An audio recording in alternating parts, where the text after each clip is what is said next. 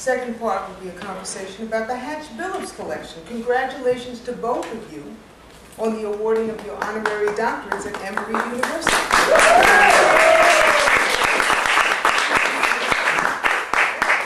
As well as the placement of the Hatch Billops collection at Emory University for posterity.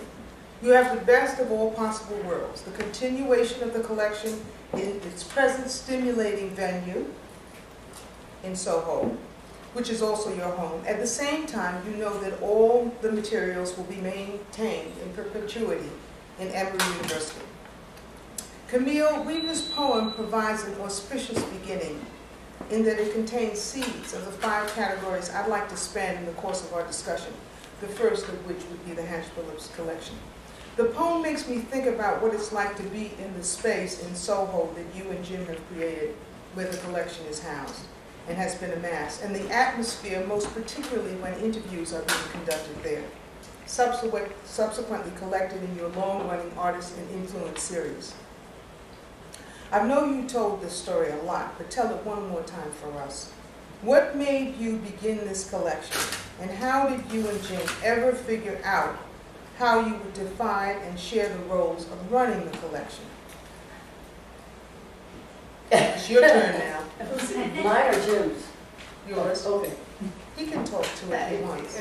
Yeah, well, we started, we've said this a lot of times, but it was because Jim was teaching a class in African American theater, and there were no books and no information, and I was teaching at City College in the art department, teaching ceramics, but I was trying to also get an MFA at the same time and get into the graduate school. And so my project was to document African American artists. And so I started shooting slides and requesting on City College paper, stationery, that when somebody sent me their slides, black artists, and I sent one to William Artist, who was a well-known teacher at Mankato,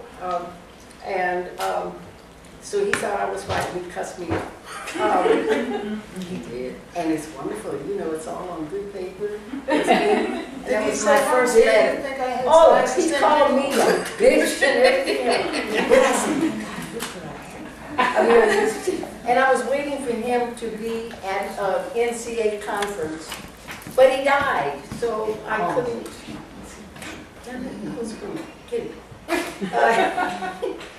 But he died. The National Black Artists. National Conference of Artists. So anyway, but that's how I started asking artists to send me their slides, and I started shooting. And that's how it started, because it needed to be. In 1968? 69? No, 75. 75. 75. So we have thousands of slides now. One of the people you hired to do interviews. And you would give us a reel-to-reel. I mean, I had a reel-to-reel machine, right, a tape recorder. But I mean, you know, nobody would know what that. Yeah, but I have one of my grandmothers over there.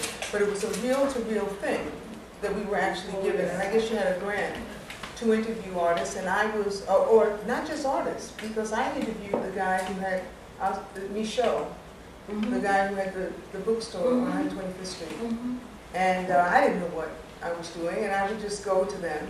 I interviewed that guy, was it Abrams Hill? The playwright? The playwright. I got to, I was about 20-ish. I got to interview people who would soon be dead, who were historic figures, that I didn't know they were historic. You know, and I just go and say, well, what do you have to do with theater? And they, how'd you get this bookstore? And they just open up and start flooding me with the history. And yet I wasn't perfect. I mean, many of the students, well, George Wolfe did interviews for you, right? Many people began their careers doing interviews. George used to work for us before he became George Wolfe, the playwright. He was, my sister was his early mentor in California, in his city culture center. And he came to New York to seek his fortune, and they had sent him $50. And he came by, and we said, you need a job? He said, yeah. And he worked for Hatch Billops, taping, running errands, mixing my glazes for 4 years. Well, you know what's famous. You know what's maddening is that he was so famous, and now he's not. And I don't know how. Yeah, he's still famous. Yeah, he's still to us, he's still famous. Okay, what was the last thing he did in 5 years that you could to anybody Well, in this room it's not just the know it. same, Not the same thing. visibility that was with the public. But if you do Oh, what, yeah, he did He was the head of the plays? public. He was the public, head of He was the at the public 12 public years. theater, public Shakespeare festival.